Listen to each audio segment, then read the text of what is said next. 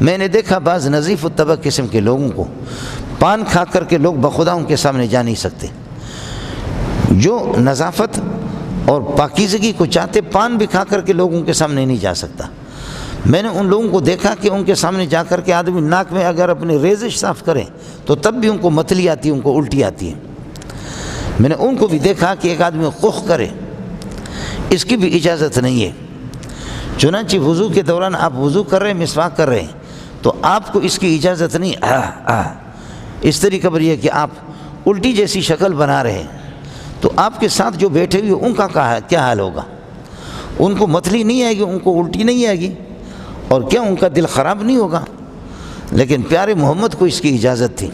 آپ ایسے مسواک کرتے تھے کہ اس میں کی آواز بھی نکلتی تھی، لیکن فرمایا سونے محمد کا کیا کہنا، آپ کی لعاب کو تو لیتے ہیں، اس لعاب کو ہاتھوں پر لے کر کے صحابہ چہرے پر ملتے تھے، آپ کے وضو کا پانی بھی لیتے.